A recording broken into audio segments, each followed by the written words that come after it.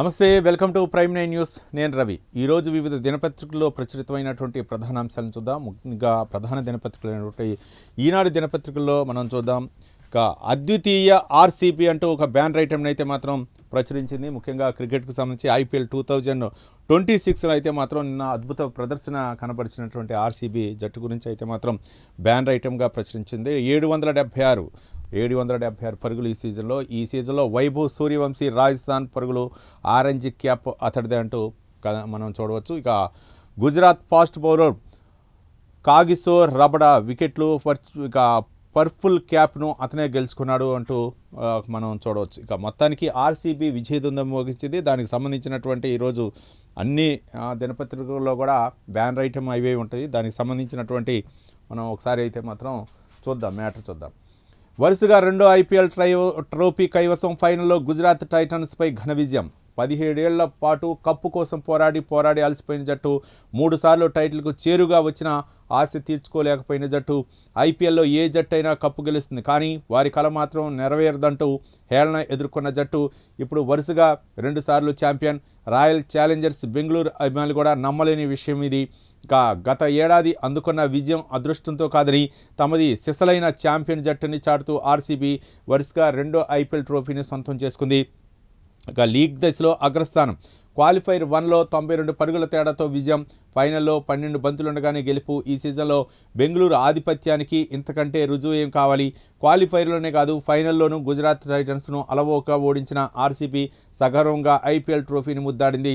బంతితో మరోసారి అద్భుత ప్రదర్శన చేసిన బౌలర్లు గుజరాత్ను 155 8 వికెట్ల నష్టానికి 155 పరుగులకే పరిమితం చేస్తే, సూపర్ ఫామ్ను కొనసాగిస్తూ స్టార్ బ్యాటర్ విరాట్ కోహ్లీ 75 పరుగులు చేసి నాట్అవుట్గా ఉన్నారు. 42 బంతుల్లో 9 ఫోర్లు 3 సిక్స్లతో జట్టునైతే ముందుండి నడిపించడంలో డిఫెండింగ్ ఛాంపియన్ బెంగళూరు ఐపీఎల్ 19 ఫైనల్లో 5 వికెట్లతో ఘన విజయాన్ని అందుకుంది. మొత్తానికి అయితే మాత్రం డిఫెండింగ్ ఛాంపియన్ విరాట్ కోహ్లీ సారథ్యంలో, ముఖ్యంగా ఆయన ద్వయంతో అయితే మాత్రం ఈ జట్టు విజయదుంది మోగిసింది. ఇంకా అంతర్జాతీయ క్రికెట్లో రాణించినటువంటి అభిమానం, కెప్టెన్గా ఇండియన్ క్రికెట్ టీంకి కెప్టెన్గా ఉన్నటువంటి అనుభవం అయితే మాత్రం మొత్తానికి గతంలో జరిగినటువంటి పరిణామాలు అవ్వచ్చు, అహ్మదాబాద్ వేదికగా నరేంద్ర మోదీ స్టేడియంలో నిన్న జరిగినటువంటి ఈ యొక్క ఐపీఎల్ ఫైనల్ అయితే మాత్రం విజయదుంది మోగించడం జరిగింది. ఇక చేజింగ్ టీము అయితే మాత్రం రంగంలోకి దిగి ఇక మొత్తానికి అయితే మాత్రం 92 పరుగుల తేడాతో అయితే మాత్రం విజయం సాధించడం జరిగింది.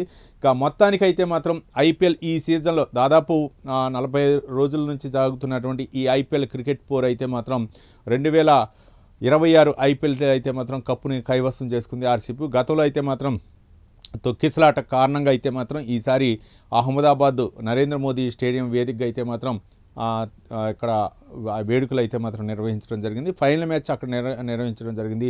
ఇక క్వాలిఫైర్ 1లో అయితే మాత్రం 92 పరుగులతో ఇది విజయం సాధించడం జరిగింది. మొత్తానికి ఏది అయినా సరే లీగ్ దశలో కూడా అగ్రస్థానంలో ఉంది. లీగ్ దశలో కూడా ఈ టీం అయితే మాత్రం ఉంది. ఫస్ట్ నుంచి కూడా ఒక క్రమ పద్ధతి ప్రకారం జట్టు విజయం వైపు అయితే మాత్రం పయనించిందని చెప్పాలి. పరుగుల విషయంలో అవ్వచ్చు, తర్వాత బౌలింగ్ విషయంలో అవ్వచ్చు. ముఖ్యంగా విరాట్ కోహ్లీ యొక్క దయంతో, విరాట్ కోహ్లీ యొక్క అనుభవంతో జట్టు ఎప్పటికప్పుడు కూడా పరిపుష్టి చేసుకొని గతంలో జరిగినటువంటి మ్యాచ్లో ఏ తప్పిదాలు ఉన్నాయి, నెక్స్ట్ అట్లా చేయకూడదు అన్న ఉద్దేశంతో అట్లానే ఈ టీం అయితే మాత్రం విజయం. గతంలో కూడా బెంగళూరు జరిగినటువంటి మ్యాచ్లో అక్కడ తొక్కిసలాట జరగటం, చాలామంది అంటే అక్కడ అభిమానులకి గాయాలవటం, కొంతమంది చనిపోవటం కూడా జరిగింది. ఈ నేపథ్యంలో దాన్ని దృష్టిలో ఉంచుకొని పెద్ద స్టేడియం అయినటువంటి అహ్మదాబాద్లో నరేంద్ర మోదీ స్టేడియంలో ఈసారి అయితే మాత్రం అక్కడ ఫైనల్ మ్యాచ్ నిర్వహించడం జరిగింది. ఏది ఏమైనా సరే మొత్తానికి ఆర్సీబీ ప్రతిభ, లేకపోతే వాళ్ళ యొక్క అనుభవం, ఇవన్నీ కూడా ఈ యొక్క ఆర్సీబీ విజయానికి అయితే మాత్రం ముఖ్యంగా విరాట్ కోహ్లీ ఆయన అనుకున్నటువంటి అనుభవంతో రాణించినటువంటి ఆ యొక్క చేజింగ్ విధానం, ఇవన్నీ కూడా మొత్తానికి క్రికెట్ అభిమానులు అయితే మాత్రం ఒక పండగ వాతావరణానికి అయితే మాత్రం ముంచి వాళ్ళని అభిమానులు కేరింతలు కొట్టిందని చెప్పొచ్చు. మరో అంశం చూడొచ్చు. తీర్మానం చేశాం, ఆమోదించండి. 150 కోట్ల కొత్త పనులకు సీఈఓలపై జడ్పీ చైర్మన్ ఒత్తిడి. నిధులేంతో దసరాలు పక్కన పెట్టిన అధికారులు. ఇక 4 నెలల్లో ముగియనున్న పాలకవర్గ పదవీకాలం. జిల్లా పరిషత్ పాలకవర్గాల పదవీకాలం మరో 4 నెలల్లో ముగియనున్న నేపథ్యంలో భారీగా కొత్త పనుల మంజూరుకు పలు జిల్లాల్లో అధికారులపై చైర్మన్లు ఒత్తిడి తెస్తున్నారు.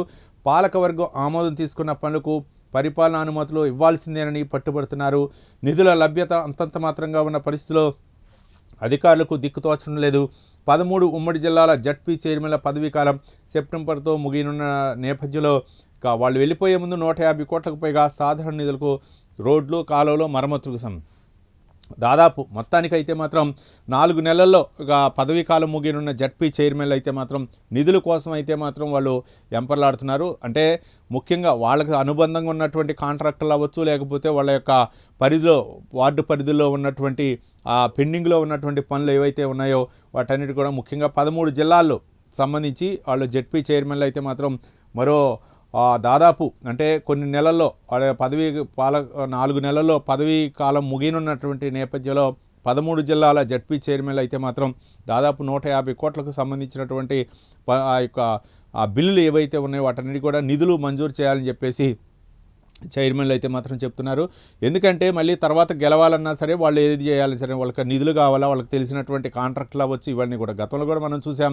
వైసీపీలో మళ్ళీ మేమే వస్తామన్నటువంటి నేపథ్యంలో చాలామంది కూడా పంచాయతీ అవ్వచ్చు, లేకపోతే మున్సిపల్ అవ్వచ్చు, వాళ్ళందరికీ కూడా బిల్లులు ఇవ్వని పరిస్థితి నేపథ్యంలో పదవీ కాలం పూర్తవుతుంది. 4 నెలల్లో వాళ్ళు 13 జడ్పీ చైర్మన్లు అయితే మాత్రం వాళ్ళు పదవీ కాలం ముగిన నేపథ్యంలో వాళ్ళకి కావాల్సినటువంటి నిధులు ఇవ్వాలని చెప్పేసి వాళ్ళు అయితే కోరుతున్నారు. ఏది ఏమైనా సరే మొత్తానికి వాళ్ళకి సంబంధించినటువంటి కాంట్రాక్టులు అవ్వచ్చు, లేకపోతే మురుగునీటి కాలువల నిర్మాణం అవ్వచ్చు, లేకపోతే ఏవైనా సరే మొత్తానికి ఆ రోడ్లు వేసేటటువంటి గ్రామాల్లో రోడ్లు వేసినటువంటి నిధులకి సంబంధించినటువంటి బిల్లులు అవ్వచ్చు, ఇవన్నీ కూడా బిల్లులు పాస్ చేసుకోవడానికి దాదాపు 150 కోట్లు కావాలని చెప్పేసి ఒత్తిడి అయితే తీసుకొస్తున్నారు. ఇక్కడ మరి ఒక పక్క ప్రభుత్వం స్పందిస్తుంది, మరి ప్రభుత్వం దీనిపై ఎలాంటి నిర్ణయం తీసుకుంటుందో మనం చూడాలా.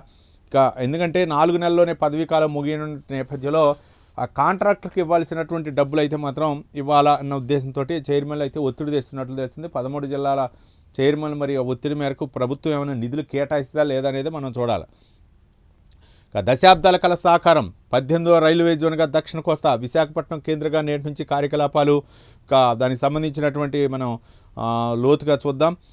రాష్ట్ర ప్రజల చిరకాల కోరిక దక్షిణ కోస్తా రైల్వే జోన్ ఎట్టకేలకు పట్టాలెక్కింది. విశాఖపట్నం కేంద్రంగా సోమవారం నుంచి కార్యకలాపాలు ప్రారంభం అవుతున్నాయి. నగరంలోని విఎంఆర్డీఏ డెక్ భవన్లో జోనల్ తాత్కాలిక కార్యాలయాన్ని అధికారులు అందుబాటులోకి తెచ్చారు. జోన్కు సంబంధించిన మెకానికల్, టెలికమ్యూనికేషన్, సివిల్ ప్రధాన పరిపాలన వ్యవహారాలని అక్కడి నుంచే సాగనున్నాయి. సిపిఆర్ఓను నియమించారు. ఇప్పుడున్న గుంతకల్లు, గుంటూరు, విజయవాడతో పాటు విశాఖపట్నం కలిపి 4 డివిజన్లతో జోన్ పనిచేస్తుంది. 130 ఏళ్ల చరిత్ర కలిగిన వాల్తేరు డివిజన్ కనుమరుగవుతుంది. దక్షిణ కోస్తా 18వ రైల్వే జోన్ కానుంది. గుంతకల్లు, గుంటూరు, విజయవాడ, విశాఖ డివిజన్ రైల్వే అధికారులతో జీఎం సందీప్ మాథూర్ సోమవారం సమావేశం కానున్నట్లు సమాచారం. మొత్తానికైతే మాత్రం 18వ రైల్వే జోన్గా అయితే మాత్రం దక్షిణ కోస్తా అవతరిస్తుంది. విశాఖపట్నం కేంద్రంగా కార్యకలాపాలు అయితే ఉంది. తాత్కాలిక భవనాన్ని అయితే నిర్మించారు. దానికి టెక్నికల్ అలాగే సాంకేతిక పరిజ్ఞానాన్ని కూడా ఉపయోగించి అయితే మాత్రం విశాఖపట్నం కేంద్రంగా జోన్ పనిచేస్తుంది రైల్వే జోన్. ఇదొక అంటే ఒక పక్క ఆ రైల్వే ఆధునీకరణలో భాగంగా కొత్త రైల్వే మార్గాలు వేయటం, ఇవన్నీ కూడా గతంలో కేంద్ర ప్రభుత్వం ఇచ్చినటువంటి హామీ మేరకు బడ్జెట్లో కూడా దీనికి సంబంధించినటువంటి నిధులు కూడా కేటాయించి విశాఖ జోన్గా ప్రకటించాలని చెప్పేసి చాలా డిమాండ్ రావడం నేపథ్యంలో ఇక్కడ ముఖ్యంగా మనం చూసాం గతంలో జరిగినటువంటి అంటే దక్షిణ విశాఖపట్నం కేంద్రంగా ఇది పనిచేస్తుంది. మిగిలినటువంటి ఏవైతే ఉన్నాయో విజయవాడ అవ్వచ్చు, లేకపోతే గుంతకల్ అవ్వచ్చు, గుంటూరు అవ్వచ్చు, వీటన్నిటికీ తోడు కూడా విశాఖ డివిజన్ కూడా అవతరిస్తుంది. ఇది 18వ డివిజన్ కావడంతో రైల్వే సేవలు మరింతగా విస్తరించాలన్న ఉద్దేశంతో రైల్వే జోన్లో అయితే మాత్రం దక్షిణ కోస్తా రైల్వే జోన్గా అయితే మాత్రం ఉంటుంది. మొత్తానికి విశాఖపట్నం కేంద్రంగా అయితే మాత్రం కార్యకలాపాలు కొనసాగున్నాయి. మరో అంశం చూద్దాం. విద్యుత్ లైన్లపై డ్రోన్ కన్ను. సర్వేలకు ఫోటోలు, లోపాలు గుర్తింపునకు ఏఐతో విశ్లేషణ, సమస్యలను కనిపెట్టి ముందస్తుగానే పరిష్కారం. ప్రయోగాత్మకంగా 8500 కిలోమీటర్ల పరిశీలన. మొత్తానికి డ్రోన్ టెక్నాలజీ ద్వారా విద్యుత్తులో అంతరాయం అవ్వచ్చు, లేకపోతే ఎక్కడ ఎలాంటి ప్రాబ్లం జరిగిందని గుర్తించడానికి డ్రోన్ టెక్నాలజీతో అయితే మాత్రం ఒక విద్యుత్ సమస్యకు అయితే మాత్రం పరిష్కారం చూపాలన్న ఉద్దేశంతో అయితే మాత్రం ఆలోచిస్తున్నట్లు తెలుస్తుంది. దానికి సంబంధించినటువంటి డీటెయిల్స్ చూద్దాం. ఏపీ ట్రాన్స్కో విద్యుత్ లైన్ల తనిఖీలో సాంకేతికత కీలక పాత్ర పోషించబోతోంది.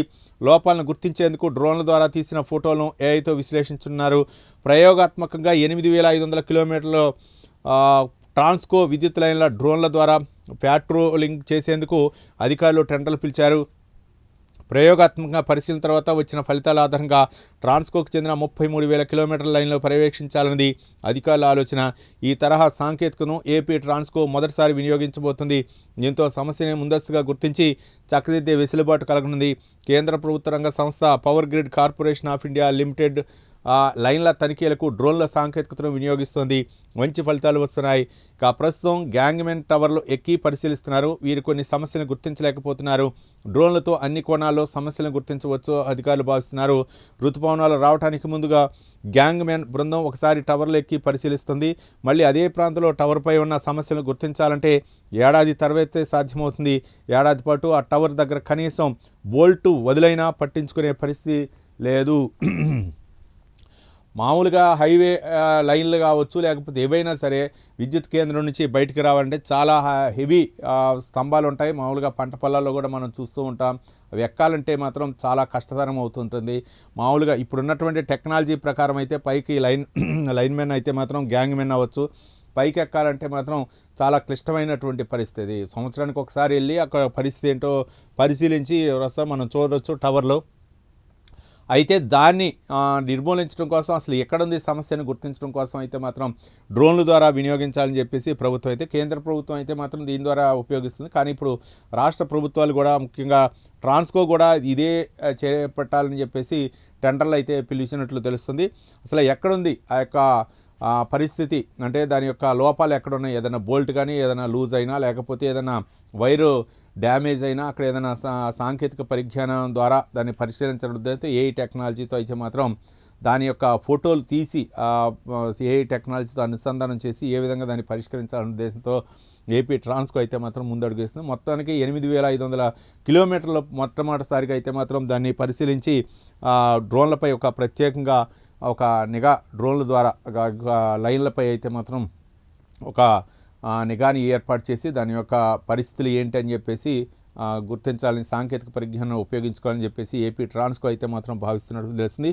దీని ద్వారా అంటే మ్యాన్ పవర్ ఎక్కువగా ఉపయోగించడంతో పాటు సమస్య ఈజీగా తెలిసిపోతుందనే ఉద్దేశంతో ఈ యొక్క డ్రోన్ టెక్నాలజీని ఉపయోగించాలని చెప్పేసి ఏపీ ట్రాన్స్కో భావిస్తుంది. ముఖ్యంగా ఏపీ ప్రభుత్వం కూడా ఎక్కువగా డ్రోన్ టెక్నాలజీని అయితే మాత్రం అందుబాటులోకి తీసుకొస్తుంది. ప్రతి సమస్య కూడా వ్యవసాయంలో పొలంకి పిచికారీ చేసే విధానం అవచ్చు, లేకపోతే మందులు ఎరువులు చల్లాలన్నా సరే వాటిని అయితే మాత్రం డ్రోన్ ద్వారా ఇప్పుడు ఉపయోగిస్తే దానికి సబ్సిడీ కూడా ఇస్తున్న నేపథ్యంలో మరి ఏపీ ట్రాన్స్కో తీసుకున్నటువంటి ఈ యొక్క కొత్త టెక్నాలజీ ద్వారా విద్యుత్తు సరఫరా కావచ్చు, లేకపోతే విద్యుత్తులో సమస్యలు ఏమైనా వచ్చినా సరే దాన్ని డ్రోన్ ద్వారా వాటిని పరిశీలించే అవకాశం ఉంది, పరిష్కరించే అవకాశం ఉన్న నేపథ్యంలో మొత్తానికి ఇది ఒక కొత్త ఒరవడికి అయితే మాత్రం నాంది పలుకుతుంది. మరి ఈ టెక్నాలజీ ద్వారా నిరంతరం విద్యుత్ సరఫరాకు అయితే మాత్రం అంతరాయం లేకుండా మంచి నాణ్యమైన విద్యుత్ అయితే మాత్రం సరఫరా చేసే అవకాశం ఉన్నట్లు తెలుస్తుంది. ఇక మరో అంశం చూడొచ్చు. రైల్లో చెన్నైకి వచ్చిన బియ్యం బస్తాలను కంటైనర్లకు మారుస్తున్న కార్మికులు. చైనాకు ఆంధ్ర బియ్యం రికార్డు సృష్టించిన చెన్నై పోర్టు. ఒకే రోజు 2,700 టన్నుల తరలింపు. ఆంధ్రప్రదేశ్లో కోస్తా రైతులు పండించిన బియ్యం ఎగుమతిలో చెన్నై పోర్టు రికార్డు సృష్టించింది. ఒకే రోజు ఒకే ఆర్డర్లో 2,700 టన్నుల బియ్యాన్ని ఎగుమతి చేసినట్లు Concor inland container depot ICD అధికారులు శనివారం ఎక్స్లో పేర్కొన్నారు. సామర్లకోట, తణుకు కేంద్రాల నుంచి 42 వేగంలో లోడ్ చేసిన బియ్యాన్ని 573 కిలోమీటర్ల దూరంలోని తండియార్పేట డిపోలకు తీసుకొచ్చారు. అక్కడ నుంచి కంటైనర్లకు మార్చి చెన్నై పోర్ట్ నుంచి ఇదే మాత్రం చైనాకు తరలించినట్లు తెలుస్తుంది. మొత్తానికి ఆంధ్రప్రదేశ్ నుంచి అయితే మాత్రం కోస్తా రైతులు పండించినటువంటి ఈ యొక్క బియ్యాన్ని అయితే మాత్రం చెన్నైకి ఎగుమతి చేయడం చాలా సంతోషకరమైన విషయం. అయితే 2,700 టన్నులు ఒకే రోజు అయితే మాత్రం వీటిని ఎగుమతి చేయడం అయితే మాత్రం ఒక రికార్డ్ అనే విధంగా వచ్చేస్తుంది. ఏదైనా సరే అంటే ఒక పక్క దిగుబడి రావటం, మరో పక్క వాటిని కొనుగోలు చేసి ఇమీడియట్గా దాన్ని మరా పట్టించడం, అలాగే మిల్లుల్లో వాటన్నింటినీ కూడా బియ్యాన్ని చెన్నైకి ఎక్స్పోర్ట్ చేయడం అనేది చాలా శుభ పరిణామం. ఇదైతే రికార్డ్ అన్నట్లుగా మనకి ఒక కథనాన్ని అయితే మనం ప్రచురించడం జరిగింది. ఇక మరో అంశం చూద్దాం.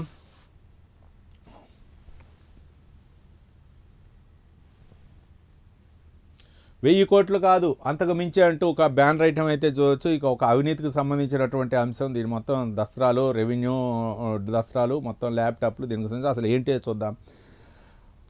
గండిపేటలో మరిన్ని సర్కారు భూములు కొట్టేందుకు పథకం వైకాపా మాజీ ఎమ్మెల్యే బ్రహ్మనాయుడికి తెలిసే జరిగినట్లు ప్రాథమిక నిర్ధారణ. కీలక నిందితుడు రాధాకృష్ణ అరెస్టు, అతడింట్లో మరో నకిలీ జీవో స్వాధీనం, పరారీలోనే పల్నాడులో ప్రత్యేక బృందాలు గాలింపు అంటూ ఒక కథనాన్ని అయితే మాత్రం చూడవచ్చు. ఇది హైదరాబాద్లో జరిగినటువంటి హైదరాబాద్ చుట్టుపక్కల మొత్తానికి గండిపేటకు సంబంధించినటువంటి ఇష్యూ. ఒక ల్యాండ్ కొనుగోలు విషయంలో అది ప్రభుత్వ భూమి అని తెలిసినా సరే ఆ ప్రభుత్వ భూమిని అయితే మాత్రం తక్కువ రేటుకు కొని ఎక్కువగా కోట్లకి దాదాపు 100 కోట్ల రూపాయలు విలువ చేసేటప్పుడు 9 ఎకరాలకు సంబంధించినటువంటి వివరాలు ఉన్నట్లు మనం చూడవచ్చు. దానికి సంబంధించిన డీటెయిల్స్ చూద్దాం. ఇక పరారీలోనే పల్నాడులో ప్రత్యేక బృందాలు గాలింపు అంటూ ఒక కథనాన్ని చూడవచ్చు.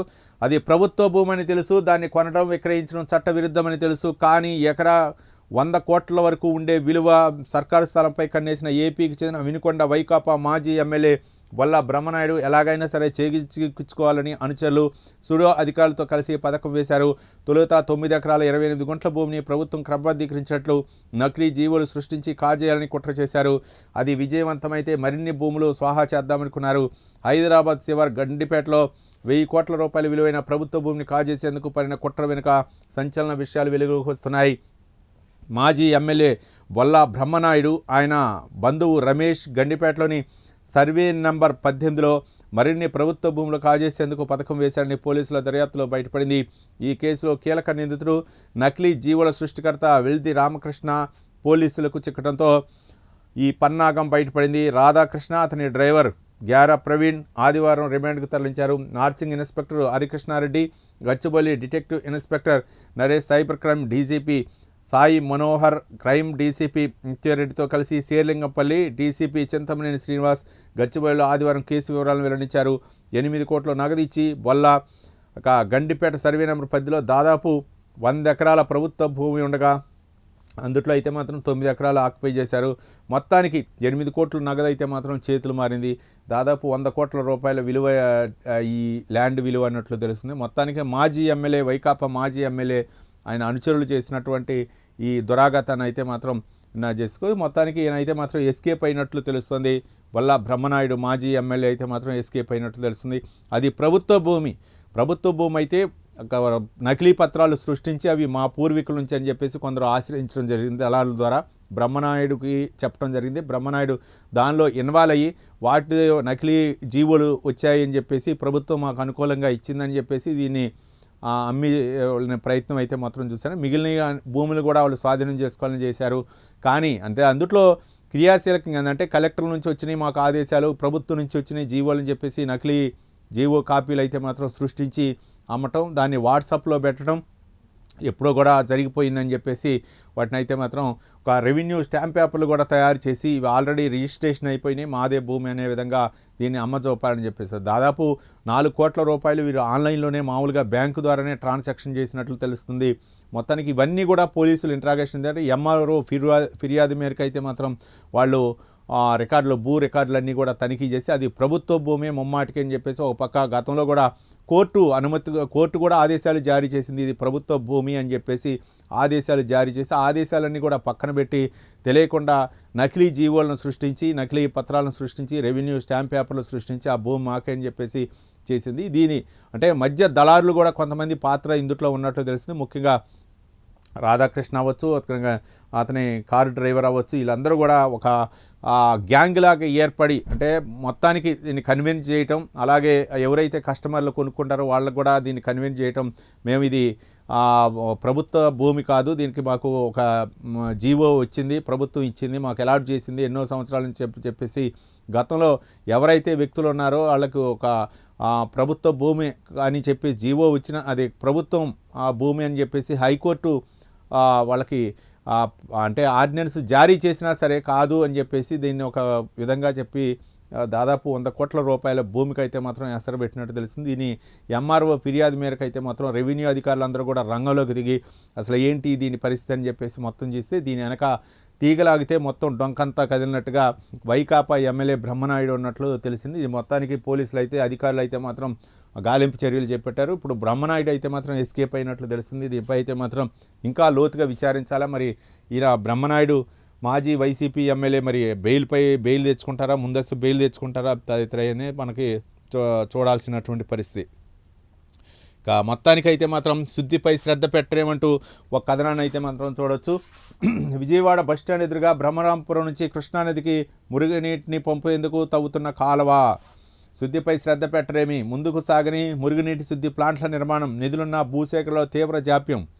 పర్యావరణాన్ని కాపాడాలా ఒక పక్క అని చెప్పేసి ప్రభుత్వ పెద్దలు అధికారంలోకి వచ్చినటువంటి సీఎంలు అవ్వచ్చు, లేకపోతే కేంద్ర ప్రభుత్వం చెప్తున్నట్టే పర్యావరణ చూడండి ఎంత ఇదిగా చేస్తున్నారు. నదిలోకి ఈ విధంగా కాలువ తవ్వుతున్నటువంటి పరిస్థితి. అంటే ఇది తెలిసి చేస్తున్నారో తెలియక చేస్తున్నారో కానీ ఎవరో చూడరనుకొని చేస్తున్నటువంటి దానికి సంబంధించిన డీటెయిల్స్ ఒకసారి చూద్దాం.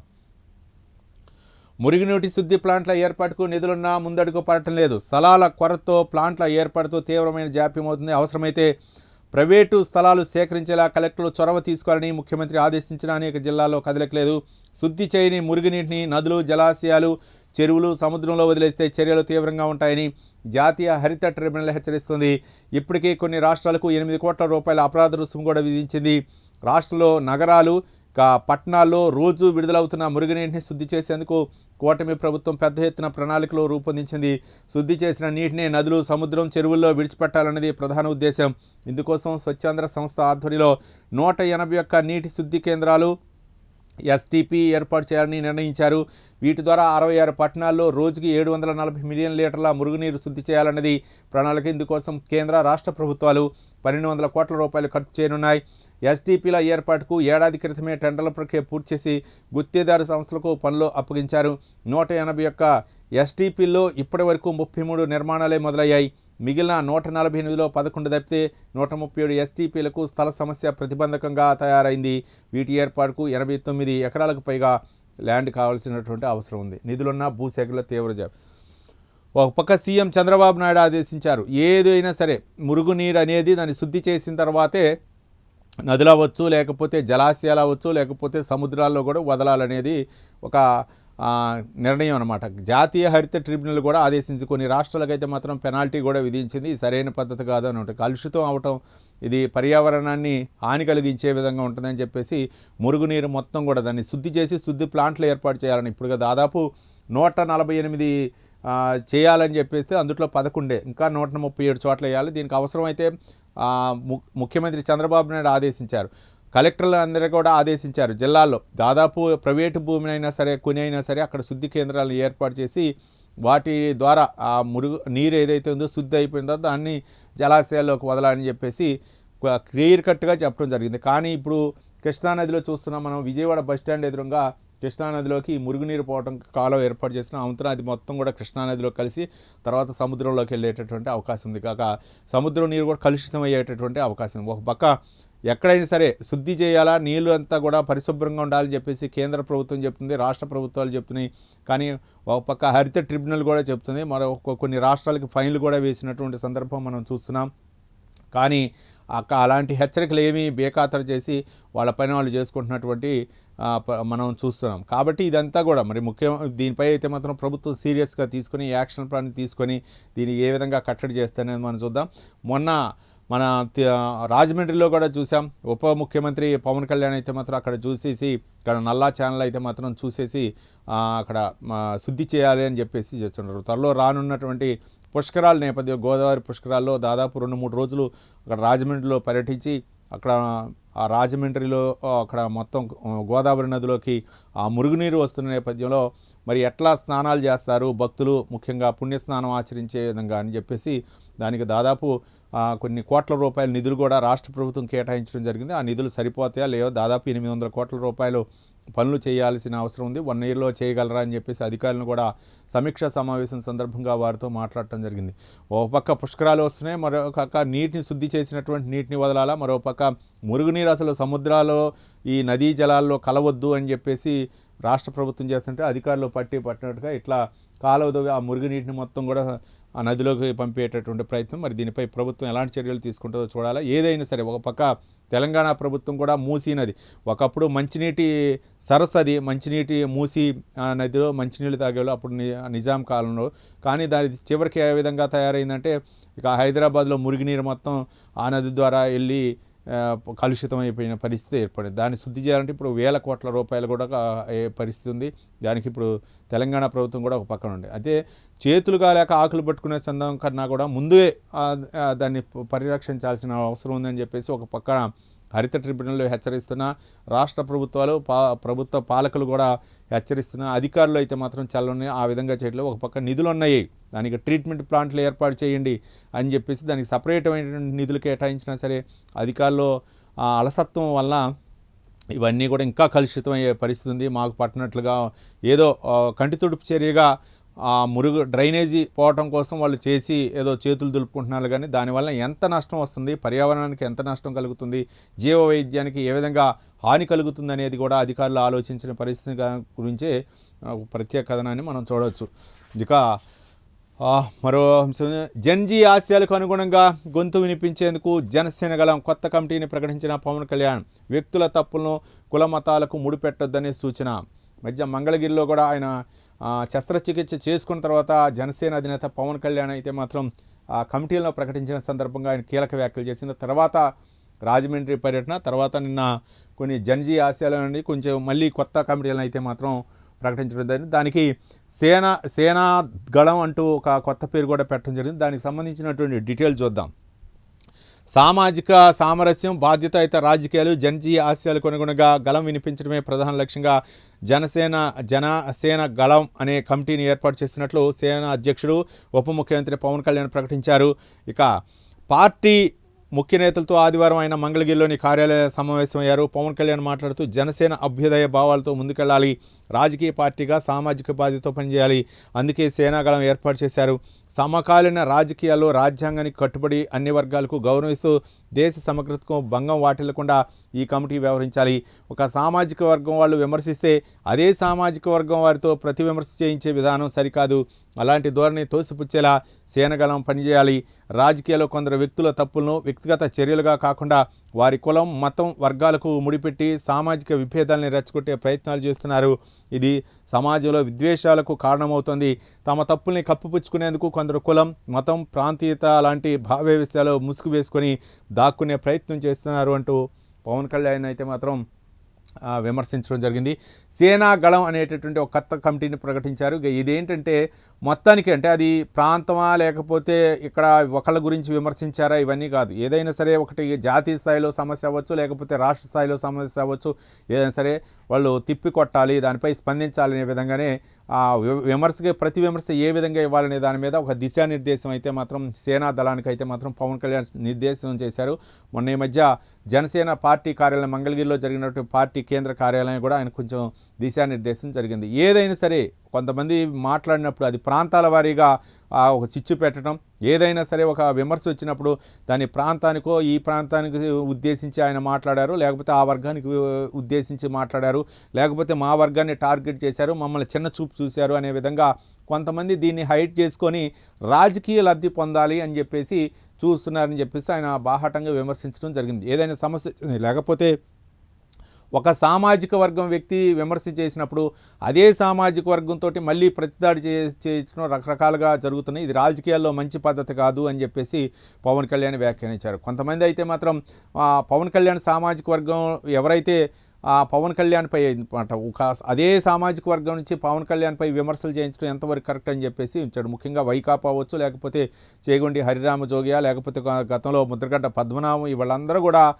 పవన్ కళ్యాణ్ టార్గెట్ చేసి సామాజిక వర్గం కాపు సామాజిక వర్గంగా ఏం చేస్తున్నారు అనే విధంగా పవన్ కళ్యాణ్పై విమర్శించడం, మీరేం చేశారు అనే విధంగా ఆయన కూడా ఆవేశంతో మాట్లాడటం జరిగింది. నేను ఒక వర్గానికి, ఒక కాపు సామాజిక వర్గానికి కాదు, అందరూ ఓట్లేస్తే మేము గెలిచాం, అందరికీ సేవ చేయాలి, కాబట్టి ఏ ఒక్క కులానికో మతానికో ముడిపెట్టద్దు అని చెప్పేసి పవన్ కళ్యాణ్ భావన.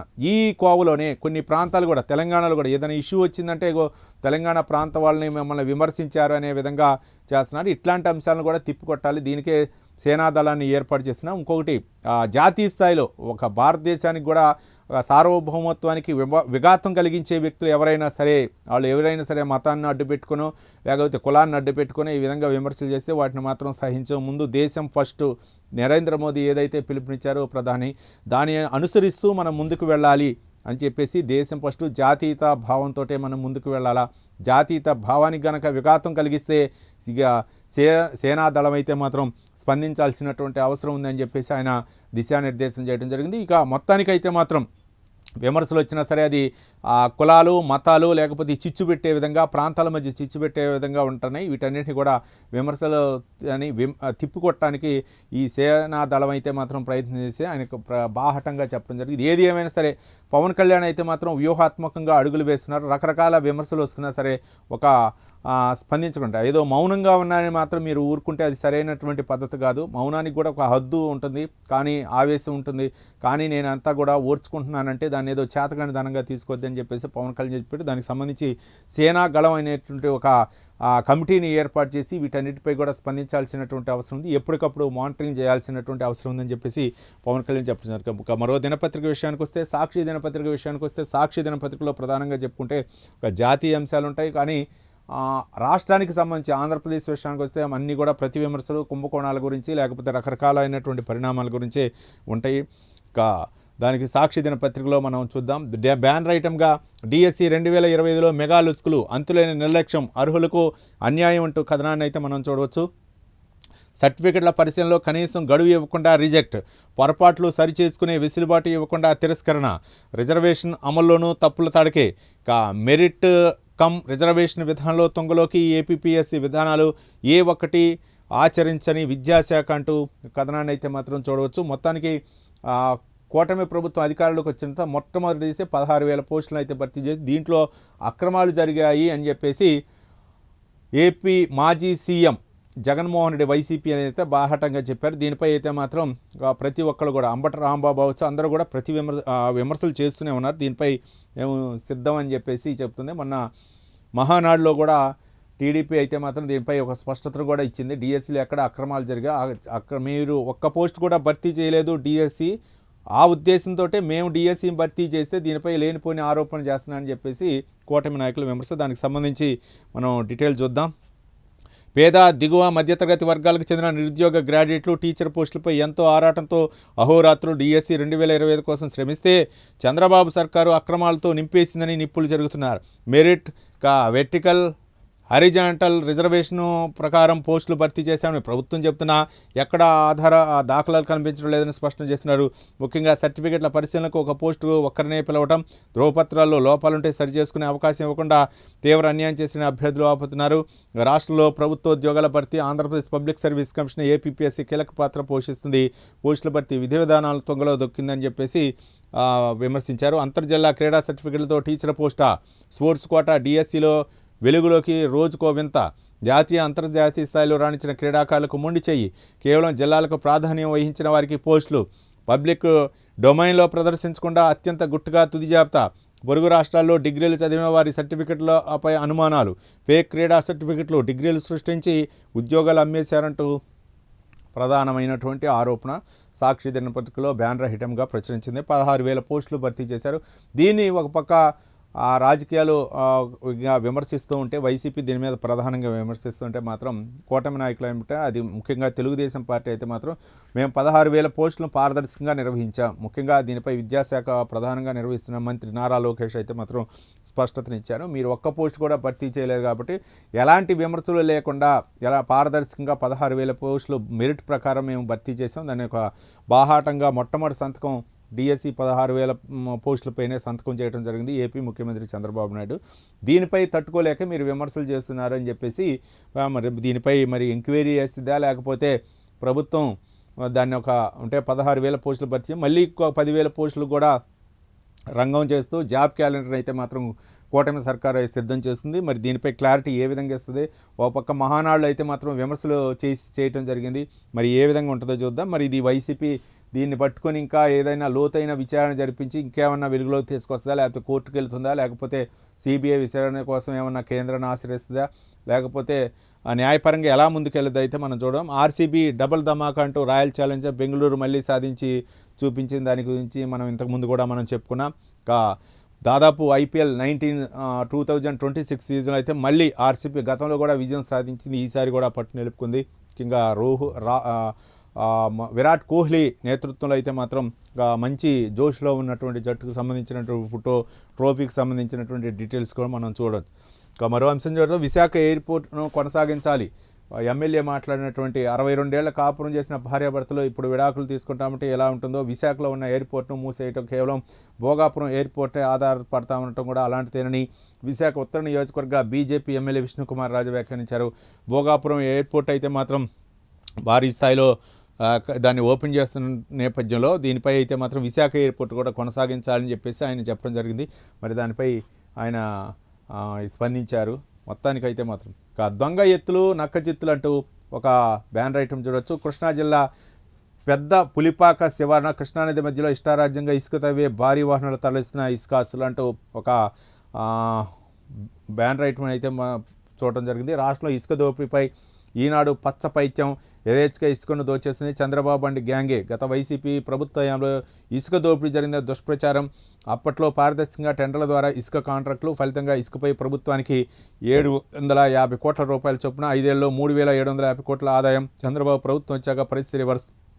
ఇప్పుడు ప్రభుత్వానికి చిల్లిగా ఆదాయం లేదు. ఇప్పుడు చంద్రబాబు నాయుడు ఇంటి వెనకే అక్రమంగా ఇసుక తవ్వకాలు. గతంలో ఈ తవ్వకాలపై 100 కోట్ల జరిమానా విధించిన ఎన్జీటీ మొత్తానికి దీనికి సంబంధించినటువంటి ఇసుక ఇది ఏ ప్రభుత్వంలో ఉన్నా సరే ఇది మొత్తం జరుగుతుంది. ప్రకృతి వనరులు అండి, ఇది ప్రకృతి వనరులు. దీనిపై అయితే మాత్రం ఉంది. గతంలో ఇష్టారాజ్యంగా చేశారని చెప్పేసి తీవ్ర ఆరోపణలు జరిగాయి. ఇసుక అమ్ముకొని చాలామంది కోటీసులు అయినటువంటి కాంట్రాక్టులు పాడుకొని అక్కడ ప్రజాప్రతినిధులు అందరూ కూడా ఏ పార్టీ అధికారంలోకి వస్తే ఆ పార్టీకి సంబంధించినటువంటి నాయకులు అక్కడ గద్దల్లాగా వాలటం, ఇసుకని అక్రమంగా మనం చూడవచ్చు. ఇది ప్రభుత్వం ఏ కూటమి ప్రభుత్వం లేకపోతే వైసీపీ ప్రభుత్వం అది కాదు, తప్పుగా చెప్పాలా.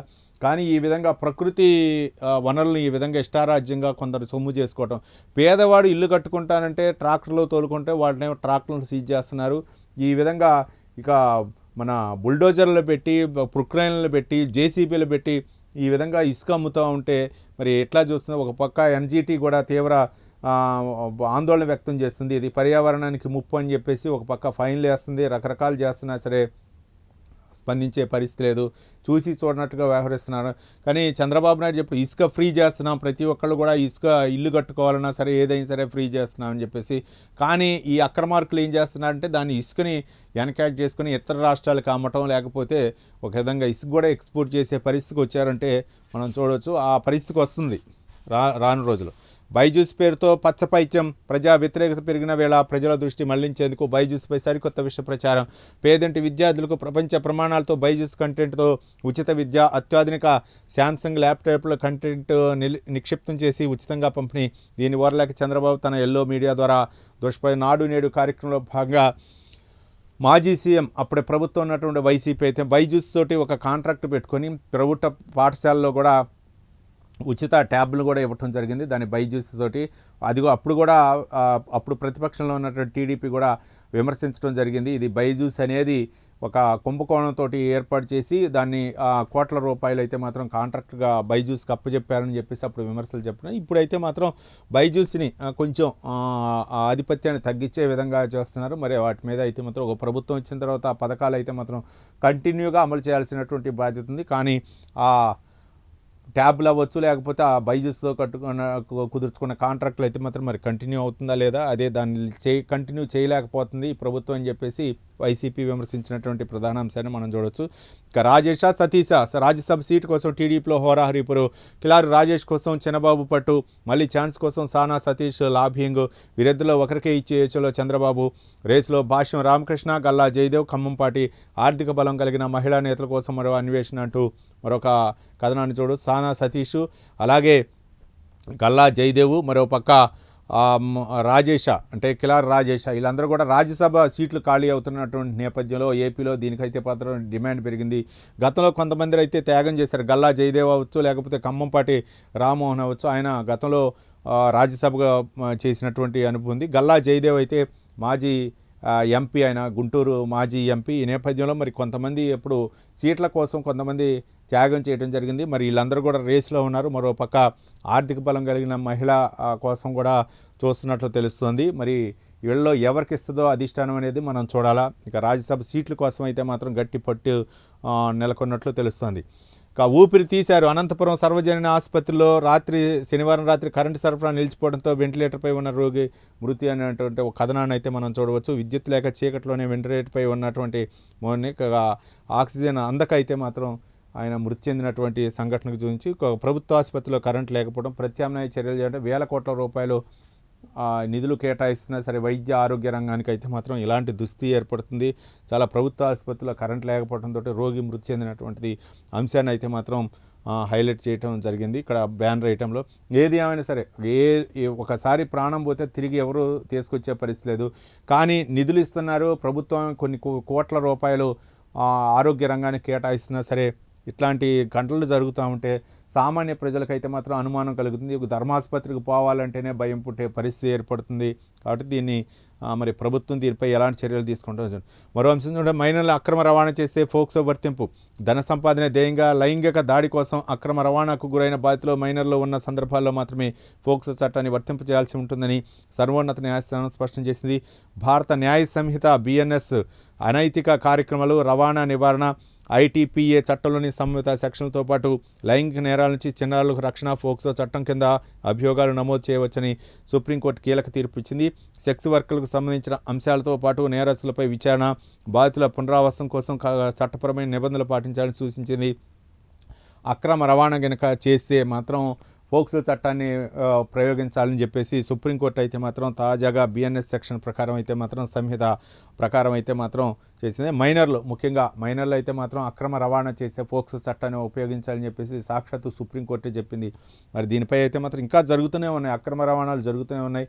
ప్రభుత్వాలు ముఖ్యంగా పోలీస్ శాఖ అయితే మాత్రం అప్రమత్తంగా ఉండాలి. అక్కడక్కడ అయితే మాత్రం కొన్ని వెలుగులోకి వస్తాయి, ఇంకా రాని చాలా ఉన్నాయి. కాబట్టి సుప్రీంకోర్టు అయితే మాత్రం వాటిపై కూడా ఫోక్సో మైనర్లు కనుక అక్రమ రవాణా చేయించింది, దాన్ని కూడా ఫోక్సో చట్టం కింద తీసుకురావాలని చెప్పేసి సుప్రీంకోర్టు అయితే ఆదేశించడం జరిగింది. మరో దినపత్రిక విషయానికి వస్తే, ఆంధ్రజ్యోతి దినపత్రిక విషయానికి వస్తే, ఆంధ్రప్రదేశ్లో ఆర్సీపీ గెలిచినటువంటి అంశాన్నే ప్రధాన అంశంగా బ్యానర్ ఐటెంగా కూడా చెంది దీని గురించి ఇంతకుముందు కూడా మాట్లాడుకున్నాం. గతంలో కూడా ఐపీఎల్ సీజన్లో విజయం సాధించడం, ఇక 2026 ఐపీఎల్లో కూడా జట్టు అయితే మాత్రం విజయం సాధించింది. ఇక మరో గప్చుప్ అంటూ పోలీసులకు ఏమీ చెప్పొద్దు, చెప్పారో వచ్చేది మా ప్రభుత్వం, బినామీలకు కేఎన్ఆర్ వార్నింగ్ అంటూ ఒక కథనాన్ని అయితే చూడవచ్చు. వారి పేట ఉన్న ఆస్తులు ఎక్కువ భాగం వారికి ఇస్తానంటూ వరుస ఫోన్లు సిట్టు విచారణకు ఫోన్లు తీసుకెళ్లొద్దని సూచన, వాటిని విధ్వంసం చేసి కొత్తవి తీసుకోవాలని సూచన, పసిగట్టిన సిట్ బినామీలకు నోటీసులు. కేఎన్ఆర్ పుత్త సహా నేడు 8 మంది విచారణ. బెజవాడలో హ్యాందాయ్ షోరూం యజమాని 4.5 కోట్లు చెల్లించినట్లు బట్టబయలు. 2 కోట్లు కేఎన్ఆర్ భార్య ఖాతా నుంచి, ఇంకో 2.5 కోట్లు ఇతర అకౌంట్ల నుంచి. ఇది ఒక కుంభకోణానికి సంబంధించినటువంటి అంశం. దానికి చూద్దాం. అధికార దర్పంతో 100 కోట్లు అక్రమంగా పోగేసుకున్న జగన్ పీఏకే నాగేశ్వరరెడ్డి తన ఆస్తుల వివరాలు బయట పెట్టకుండా ఉండేందుకు నానా తంటాలు పడుతున్నాడు. తన బినామీలకు తెగ ఫోన్లు చేస్తున్నాడు. ఈ విషయంలో నోరు మెదపొద్దని, పోలీసులకు ఏది చెప్పొద్దని, ఒకవేళ చెప్తే రేపు వచ్చేది వైసీపీ ప్రభుత్వం అంటూ హెచ్చరికలు జారీ చేస్తున్నాడు. 10,000 రూపాయలు చేతి తీసుకునే ఈ ఉద్యోగి దేశ విదేశాల్లో 100 కోట్ల రూపాయల ఆస్తులకు ఎదిగిన తీరు, మద్యం వ్యాపారాలు మొదలుకొని దాని జగన్ ప్రభుత్వంలో దోచుకున్న సొమ్ము, వైసీపీలో పలువురు నుంచి వసూలు చేసిన డబ్బుల వివరాలు వరుసగా వెలిగిస్తూస్తున్నాడు. ఉక్కిరిబిక్కిరవుతున్నారు. జగన్ హయాంలో జరిగిన భారీ మద్యం కుంభకోణంలో కీలక నిందితులు చెవిరెడ్డి భాస్కర్ రెడ్డి కుటుంబంతో కేఎన్ఆర్ జరిపిన ఆర్థిక వ్యవహారాల్లో విచారణ కోసం గత వారం సిట్ అధికారులు అతన్ని నోటీసులు ఇచ్చి విచారణకు పిలిచిన సంగతి తెలిసిందే. తిరుపతి, చిత్తూరు మధ్య చెవిరెడ్డి కుటుంబం వేసిన 47 ఎకరాల్లో వెంచర్లో భాగం ఉన్నట్లు తెలుస్తుంది. జగన్ పిఏ ఆయన చేసినటువంటి కే నాగేశ్వరరెడ్డి అనమాట. జగన్ పిఏ, మాజీ సీఎం జగన్మోహన్ రెడ్డికి అత్యంత సన్నిహితుడిగా పిఏ ఉన్నటువంటి దాదాపు కొన్ని 100 కోట్ల రూపాయల ఇక్కడ కూడా కాదు, కేవలం 10,000 రూపాయలు తీసుకుని ప్రభుత్వ ఇది కాదు, సొంత పర్సనల్ పిఏగా ఉండేటువంటి ఆర్థిక లావాదేవీలు చక్కబెట్టడం. అక్కడికి వచ్చినటువంటి వీళ్ళందరూ కూడా మధ్యవర్తిగా ఉంటారు. జగన్ ఎప్పుడు ఏ సమయంలో ఉంటారు, లేకపోతే ఏ విధంగా మాట్లాడాలన్నీ కూడా సీఎం తర్వాత ఈయనకి అన్నీ కూడా ఇన్ఫర్మేషన్ అందుతూ ఉంటాయి అన్నమాట. పార్టీ వ్యవహారాలు అవ్వచ్చు, పార్టీ నాయకులు అవ్వచ్చు, వీటన్నిటికి కూడా సంబంధించి ఏదైనా సరే ప్రభుత్వ అధికారులతో మాట్లాడటం, నేను జగన్ పిఏని మాట్లాడుతున్నా అని చెప్పేసి సార్ చెప్పారు, ఈ పని చేయాలని చెప్పేసి కలెక్టర్లు కాదు ఎవరితోనైనా సరే అంత సమర్థులు అనమాట. కాబట్టి 100 కోట్ల రూపాయలు కొన్ని అంటే వాళ్ళకి పని చేసి పెడితే ఇన్ని కోట్ల రూపాయలు ఇవ్వటం, ఇవన్నీ కూడా అన్నీ కూడా సీఎంకి చెప్పలేరు కాబట్టి, సీఎం స్థాయి వ్యక్తికి చెప్పలేరు కాబట్టి, సీఎం పిఏకి అయితే మాత్రం ఫ్రీగా మాట్లాడుకుంటారు. కాబట్టి జగన్కి అత్యంత సన్నిహితులు ఎవరైతే ఉంటారో వాళ్ళందరూ కూడా బినామీలు అవ్వచ్చు, లేకపోతే ఎవరైనా సరే ఆర్థిక లావాదేవీలు చక్కదిద్దపెట్టడంలో ఈయనైతే మాత్రం దిట్ట నాగేశ్వరరెడ్డి. దీంతో నెలకు 10,000 రూపాయల జీతం 10,000 రూపాయలు పక్కన పెట్టండి, కానీ ఆర్థికంగా మాత్రం తిరిగే బెంచ్ కార్లు అవ్వచ్చు, లేకపోతే హైలీ ప్రొఫైల్గా ఉండే విధానం అవ్వచ్చు, ఇవన్నీ కూడా ఇతర దేశాల్లో కూడా ఆస్తులు కూడబెట్టారంటే మొత్తం సిట్ విచారణ అయితే మాత్రం వచ్చింది. మిగిలిన అనుచరులకు అయితే చెప్తుండు, పోలీసుల విచారణలో ఎలాంటివి కూడా చెప్పొద్దని చెప్పేసి హుంగ్ కూడా జారీ చేస్తుండు. నెక్స్ట్ వచ్చేది మన ప్రభుత్వమే కాబట్టి ఈ 2.5 సంవత్సరాలు కొంచెం కళ్ళు మూసుకోండి, ఎట్లా ఒకటి ఇబ్బంది పడండి అని చెప్పేసి వాళ్ళపై ప్రభావితం చేస్తుండు. మరి ఎలా సిట్ విచారణ జరిగితే సిబిఐ జరుగుతుంది. ఇప్పుడు అన్నీ నడుస్తున్నాయి కానీ ఎవరిని కూడా అరెస్ట్ చేయలేదు. ఆ మద్యం కుంభకోణంలో కొంతమందిని అరెస్ట్ చేశారు, 100 మంది బెయిల్పై వస్తుంది. ఇట్లాంటి వాళ్ళు చాలామంది ఉన్నారు. ఇక ప్రభుత్వం కనుక విచారణ జరిపించి ప్రతి ఒక్క శాఖలో కూడా ఈ విధంగా చేసుకుంటూ పోతే జైలు సరిపోవు, లేకపోతే ఏవి సరిపోవు. కానీ సిట్ అయిపోయిన తర్వాత సిబిఐ విచారణ ఇక తర్వాత కోర్టు మధ్యంతర ఉత్తర్వులు, ఈ లోపల ఎన్నికలు వస్తాయి, పుణ్యకాలం గత పూర్తయిపోద్ది. వీళ్ళు చెప్పినట్లు నెక్స్ట్ వచ్చేది మనమే ప్రభుత్వం అని చెప్పే విధంగా వాళ్ళు చెప్తారు. నెక్స్ట్ ఏదొచ్చినా సరే ఇట్లాంటి దానికి ఆ న్యాయం ఎక్కడ జరుగుతుందని చెప్పేసి మామూలు సామాన్య ప్రజల యొక్క ప్రశ్న. వెంకన్నను వదలలేదు, కేఎన్ఆర్ బినామీ పేరిట తిరుమలలో పెట్రోల్ బంక్ స్థలాన్ని 15 ఏళ్లు లీజుకి ఇచ్చిన నాటి వైవి సుబ్బారెడ్డి బోర్డు మొత్తానికి దీనికి సంబంధించింది కూడా నాగేశ్వర రెడ్డి తిరుమలలో ఉన్నటువంటి పెట్రోల్ బంక్ను అయితే మాత్రం లీజుకి సంబంధించినటువంటి అంశాన్ని కూడా ఒకటి కాదు, అన్నీ కూడా చాలా ఉన్నాయి. వాటన్నిటి కూడా విశ్లేషించడానికి మనకు సమయం సరిపోదు. ఇక చెయ్యి పట్టి రాత మార్చి రాష్ట్రంలో ఉద్యమంలా చేతిరాత అందమైన అక్షరమే ఆ గురువు లక్ష్యం. రాష్ట్ర వ్యాప్తంగా నెట్వర్క్ టీచర్లే వారిది. తొలుత వారికి శిక్షణ ఇచ్చి వారి ద్వారా వేలాది మంది విద్యార్థులకు చేతిరాత తర్ఫీదు. చేతిరాత శిక్షణ ఇస్తున్న ఉప్పల రామ్మోహన్ రావు ఉపాధ్యాయుని గురించి అయితే మాత్రం ఒక మంచి ఐటెంను అయితే మాత్రం ప్రచురించడం జరిగింది. ముఖ్యంగా చేతిరాత భవిష్యత్తు వాళ్ళ తలరాత మారుస్తుంది అనే విధంగా అయితే మాత్రం చేతిరాత ద్వారానే ఆయన చెప్పేసి ఆ ఉపాధ్యాయుడు ప్రయత్నిస్తున్నటువంటి దాన్ని ముఖ్యంగా టీచర్లందరూ కూడా నేర్పించాల్సినటువంటి అవసరం ఉంది. టీచర్లు నేర్పించి దానిలో ఉన్నటువంటి ఆ చేతిరాత మెలకువల్ని విద్యార్థులకు కూడా నేర్పించాలని ముఖ్యంగా ఆ ప్రయోగం అయితే జరుగుతుంది. చోడవరంలో జపాన్ మ్యాంగో 2 ఏళ్లకే మియాజాకి ఫలితాలు. అతి ఖరీదైనటువంటి మామిడి రకాల్లో ఒకటి, మన ప్రాంతము సాగుకు అనుకూలం. చోడవరం ప్రాంతంలో కాసిన మియాజాకి మామిడి పండు బనానా మ్యాంగో అంటూ ఒకటి మనం చూడవచ్చు. దానికి సంబంధించి ఇది జపాన్లోనే పండుతుంది. అట్లాంటిది మన ప్రాంతంలో పండటం అయితే మాత్రం చాలా అరుదు కాబట్టి దానికి సంబంధించినటువంటి ఐటెంను మనం చూడవచ్చు, బ్యానర్ ఐటెం.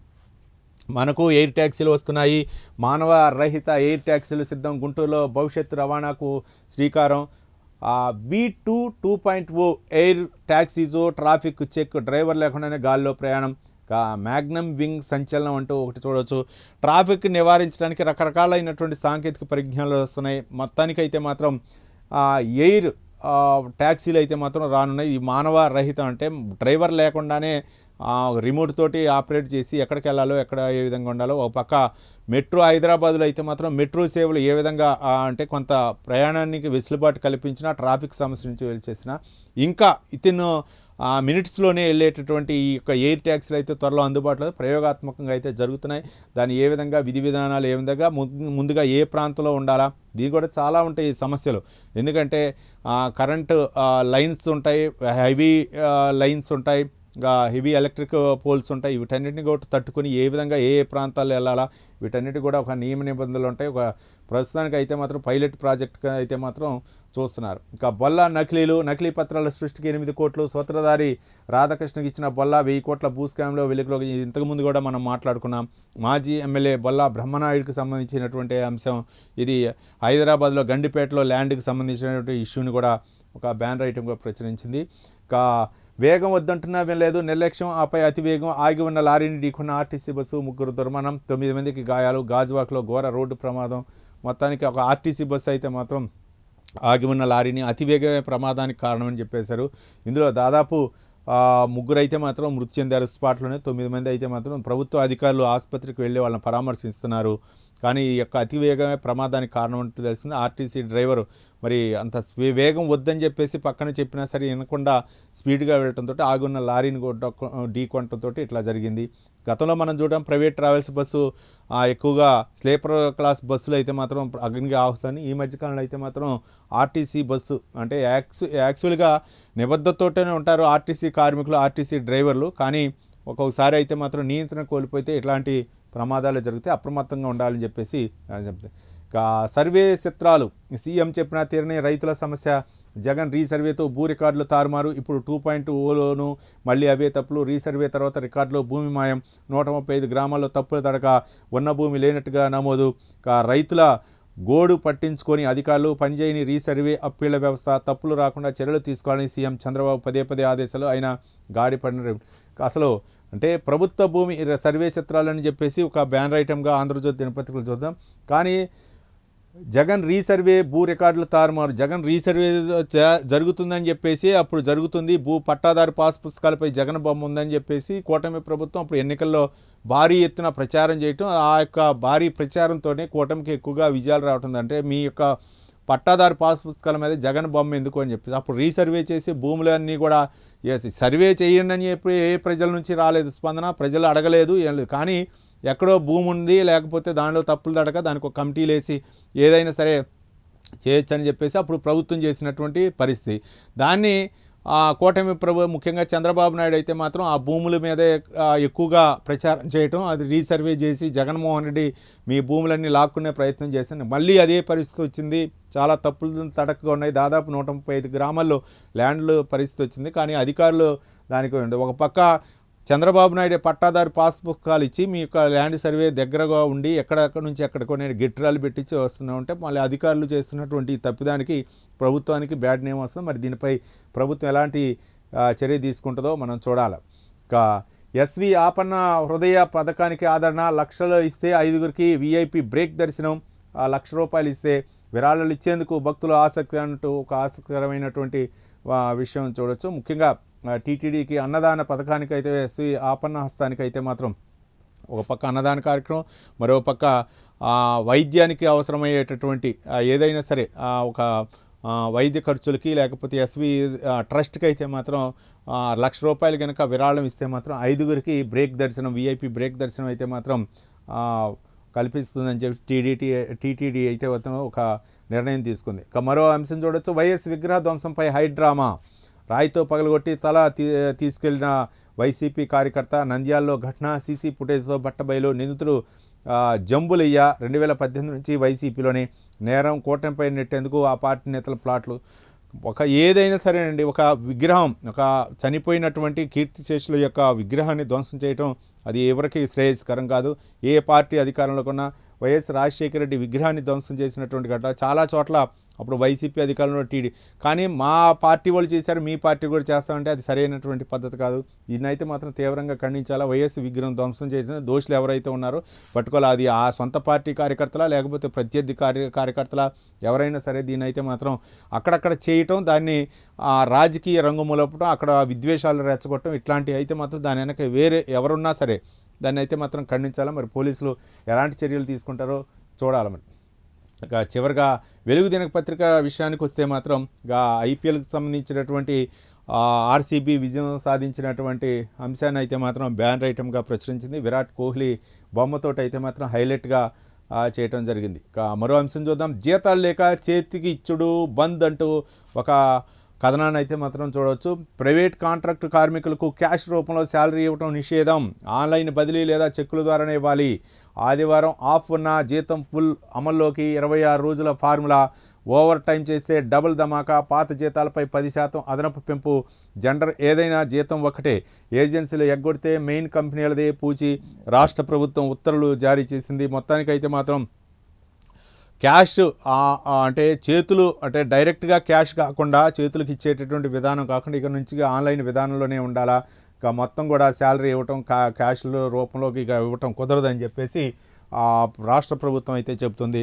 మొత్తానికి అధికారులు కూడా ఆదేశాలు జారీ చేసింది గతంలో కూడా, కానీ ఈసారి అయితే మాత్రం క్యాష్ ఇచ్చేటటువంటి లేదు. చాలామంది కూడా కార్మికులకి మాత్రం ఇక వాళ్ళకి ఖాతాలు ఆన్లైన్ ద్వారానే ఇవ్వాలని చెప్పేసి ఒక ఆదేశాలు అయితే జారీ చేయడం జరిగింది.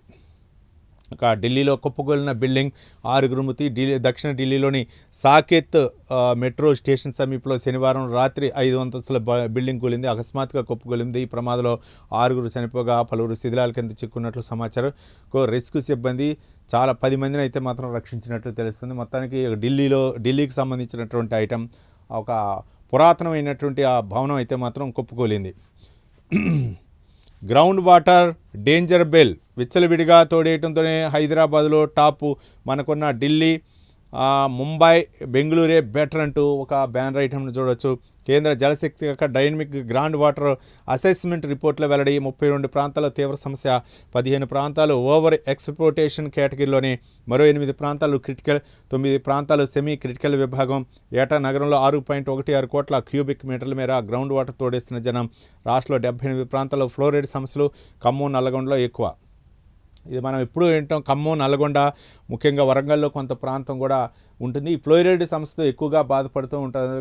ఎక్కువగా అక్కడ దానికి ముఖ్యంగా అప్పుడు బీఆర్ఎస్ ప్రభుత్వం ఆ ఫ్లోరైడ్ సమస్య ఉండకూడదన్న ఉద్దేశంతో గోదావరి జలాలు, మరోపక్క కృష్ణా జలాలను కూడా తరలించడం జరిగింది. మొత్తానికి దానిపై అయితే మాత్రం అయినా సరే నీటిని తోడేయటంలో ఎక్కువగా మోటార్లు పెట్టి నీటిని తోడేయటంలో మిగిలినటువంటి బొంబాయి అవ్వచ్చు, లేకపోతే బెంగళూరు అవ్వచ్చు, దానిక ఢిల్లీ అవ్వచ్చు, వీటన్నిటికన్నా కూడా హైదరాబాదే ఫస్ట్ ఉన్నట్లుగా మనకి ఒక బ్యానర్ ఐటెంని అయితే ప్రవేశించింది. భూగర్భ జలాలు ఒక పక్క కాపాడాలా, పక్క దానికి సంబంధించిన దాదాపు హైదరాబాద్ సరౌండింగ్లో 2000 ఫీట్లు కిందికి వెళ్ళి నీటిని వస్తుందంటే భూగర్భ జలాలు ఏ స్థాయిలో అడుగంటిపోతున్నాయో మనం అర్థం చేసుకోవచ్చు. ఇంకొక పక్క మనం చెప్తున్నాం, ఒక పక్క రాష్ట్ర ప్రభుత్వం తీసుకున్న చెరువులు కాపాడాలా, చెరువులు చుట్టూ ఉన్నటువంటి ఆ ప్రాంతాల్లో అయితే మాత్రం తక్కువ లోతులోనే నీరు పడుతుంది. కానీ చెరువులు లేకుండా ఎక్కడైతే ఉంటాయో అక్కడైతే మాత్రం చాలా వేల ఫీట్లలోకి బోర్లు వేయాల్సినటువంటి పరిస్థితి. ఇక్కడ హైదరాబాద్లో పరిస్థితి ఎట్లా ఉందంటే మిగిలిన ముంబై, బెంగళూరు, ఢిల్లీ ప్రతి 100 గజాల ఆ ప్లేస్లో కూడా 50 గజాలు ఉన్నా సరే బోర్ వేసుకునేటటువంటి పరిస్థితి. మరి ఈ విధంగా తూట్లు భూమికి పడతా ఉంటే మాత్రం మరి నోరు ఆ యొక్క బోరు ద్వారా నీటి తోడేటువంటి మామూలు విషయం కాదు. కాబట్టి ప్రతి ఒక్కరు కూడా నీటి అవసరం ఉంటుంది. మరి ప్రత్యామ్నాయ బోరు వేయకుండా ప్రభుత్వమే నీటిని కేటాయించే నీటి సరఫరా ఇచ్చే విధంగా అన్నా చేయాలా, ఇదైతే మాత్రం. కానీ మంచినీటినే సరఫరా చేస్తూ రోజు 2 రోజులకు 3 రోజుల కంటే ప్రతి గృహ అవసరాల కోసం అయితే ప్రతి ఇంటికి కంపల్సరీగా బోర్ వేసుకునే పరిస్థితి. మరి దీన్ని నివారించాలి అంటే ఇక భూగర్భ జలాలు అడిగంటిపోతున్నాయి అన్నప్పుడు ప్రభుత్వమే ప్రత్యామ్నాయ చర్యలు చేయాలి. దానిపై విధి విధానాలు అయితే ఖరారు చేయాలి. చాలామంది కూడా విచ్చలవిడిగా అనుమతి లేకుండా, ప్రభుత్వ అనుమతి లేకుండా కూడా బోర్లు వేయటం మాత్రం చాలా అది తీవ్ర పరిణామాలకు దారితీసే అవకాశం. వానాకాలం ఆరుతడి పంటల వైపు రైతుల్ని పప్పులు, నూనె గింజల వైపు మళ్లించాలి సర్కారు యోచన. ఈసారి వర్షాలు తక్కువ ఉంటాయని ఐఎండీ అంచనా. ఎల్నినోతో కరువు పరిస్థితులు, వరి సాగు పెరిగితే కష్టాలు, ధాన్యం కొనుగోలు కేంద్రాల వెనుకడుగు. ఇప్పటికే ధాన్యం కళ్ళాల్లో ఆరబోసినటువంటి ధాన్యాన్ని మళ్ళీ పక్క అకాల వర్షాలు చాలా ఇబ్బంది పడుతున్నారు. మళ్ళీ కొన్నా సరైనటువంటి రీతిలో ఓ పక్క ధాన్యం కొనుగోలు కేంద్రాల దగ్గర అయితే మాత్రం రైతులు పరిగాపులు కాసి కొంతమంది చనిపోయిన పరిస్థితి, ఎండ దెబ్బకు సరిపోయి మరోపక్క ఆ యొక్క కొనుగోలు కేంద్రాల్లో కూడా వర్షాలు పడి ఆ ధాన్యం కొనలేని పరిస్థితి. దీంతో అయితే మాత్రం ఇప్పుడు ప్రత్యామ్నాయంగా వరికి గతంలో ప్రభుత్వం చెప్పింది వరి వేసుకుంటే ఉరి అని చెప్పేసి మరో పక్క దాన్ని హైలైట్ చేసింది ప్రభుత్వం, ఇప్పుడు కాంగ్రెస్ ప్రభుత్వం. మరి దీన్ని ఇప్పుడు ప్రత్యామ్నాయ పంటల వైపు మళ్ళచాలని చెప్పి కొంత ప్రయత్నం జరుగుతుంది. కాబట్టి అన్ని రాష్ట్రాలు కూడా దిగుబడి ఎక్కువ వస్తున్నాయని చెప్పేసి కేంద్ర మంత్రి కిషన్ రెడ్డి ఈ మధ్య కాలంలో మీడియా ముఖ్యంగా చెప్తుంది. అన్ని రాష్ట్రాల్లో కూడా వరి ఉత్పత్తి ఎక్కువైపోయింది, దిగుబడి ఎక్కువ వచ్చింది. కాబట్టి అన్ని రాష్ట్రాల్లో కూడా ఎట్లాంటి పరిస్థితి ఉందని చెప్పేసి ఆయన చెప్తున్నారు. కేంద్రమే ఉంటుంది కాబట్టి ఇప్పటికే ఉంటుంది. కానీ రాష్ట్ర ప్రభుత్వం చర్యలు తీసుకోవాలని చెప్పేసి చెప్తున్నారు. గిట్టుబాటు ధర లేదు. ఒక పక్క ఆరుగాలం కష్టపడినటువంటి రైతు పండించిన పంటగా అయితే మాత్రం చివరి దశకు వచ్చేసరికి ఇక అప్పులు బాధ తప్ప ఇంకొకటి మిగిలే పరిస్థితి లేదని చెప్పేసి రైతులు ఆవేదన వ్యక్తం చేస్తున్నారు. మరి ఆ పప్పు, నూనె గింజల వైపు చూస్తే ఎలాంటి ప్రతిఫలాలు వస్తాయో, మరి రైతులకు ఎలాంటి భరోసా ఇస్తారో మనం చూడవచ్చు. హ్యామ్ రోడ్లపై లైన్ క్లియర్, 5% సక్సెస్. టెండర్ల ఫైనల్ ఫలించిన ప్రభుత్వ ప్రయత్నాలు. ముందుకొచ్చిన 13 సంస్థల్లో మరో 3 సంస్థల్లో R&B చర్చలు. 5% యాక్సెస్పై జీవో జారీ, రేపు ఎల్లుండి అగ్రిమెంట్లు అంటూ చేయొచ్చు. హ్యామ్ రోడ్లపై లైన్ క్లియర్ అయింది, ప్రభుత్వం కృషి ఫలించింది. 5% యాక్సెస్ టెండర్లు పనులు చేయడానికి 13 కాంట్రాక్ట్ సంస్థలు అంగీకరించారు. మరో 3 ఏజెన్సీలతో R&B ఆఫీసులు చర్చలు. ఇక రేపు ఎల్లుండో కాంట్రాక్టులతో అగ్రిమెంట్లు చేసుకోవడం ప్రభుత్వం సిద్ధమవుతుంది. దీంతో త్వరలోనే రాష్ట్రంలో 13,000 కోట్లతో చేపట్టబోయే హ్యామ్ రోడ్ల పనులు అయితే మాత్రం మొదలు కానున్నాయి. రాష్ట్రంలో hybrid annuity mode home project తొలి దశలో రోడ్లు, భవనాల శాఖ ద్వారా 13,06,27 కోట్ల వ్యయంతో 441 రహదారుల అభివృద్ధి పనులు చేపడుతున్నారు. మొత్తం దాదాపు 6,92.37 కిలోమీటర్ల పొడవుతో 34 ప్యాకేజీలుగా విధించి టెండర్ల పిలువగా 5-23% యాక్సెస్పై ఏజెన్సీలు టెండర్లు వేశాయి. పంచాయతీరాజ్ శాఖ తరఫున 6,02,6 6,294.8 కోట్లతో ఖర్చు అంటూ కథనాన్ని అయితే మనం చూస్తూ రోడ్లకు అయితే మాత్రం విస్తరణగా కాంట్రాక్టులకు అయితే మాత్రం ఇదొక టెండర్ల ప్రక్రియ అయితే మాత్రం ఇచ్చేసింది.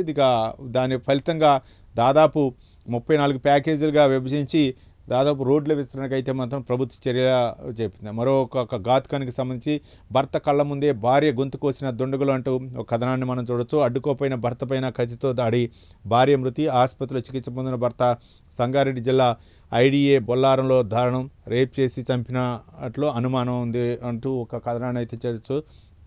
మొత్తం రాత్రిపూట మార్కెట్కి వెళ్ళి తిరిగి వస్తున్న దంపతులపై కొందరు దుండగులు అతి కిరాతకంగా దాడి చేశారు. భర్త కళ్ళ ముందే భార్య గొంతుకు చెప్పారు. అడ్డుకోపోయిన భర్త పైన దాడి చేశారు. ఈ దారుణ ఘటన సంగారెడ్డి జిల్లా జన్నారం మండలం ఐడిఏ బొల్లారంలో శనివారం రాత్రి జరగా ఆలస్యంగా వెలుగులోకి వచ్చింది. బీహార్కు చెందిన మీనా, ఆమె భర్త అనిల్ ఐడిఏ బొల్లారం వెంకటేశ్వర నగర్ కాలనీ నివాసం ఉంటున్నారు. అనిల్ స్థానికంగా ఓ పరిశ్రమలో పనిచేస్తున్నాడు. శనివారం రాత్రి అతడు భార్యతో కలిసి బైక్పై బొల్లారం మార్కెట్కు వెళ్లి కూరగాయలు కొనుగోలు చేసి 10:30 ప్రాంతంలో ఇంటికి తిరిగి ప్రయాణమయ్యారు.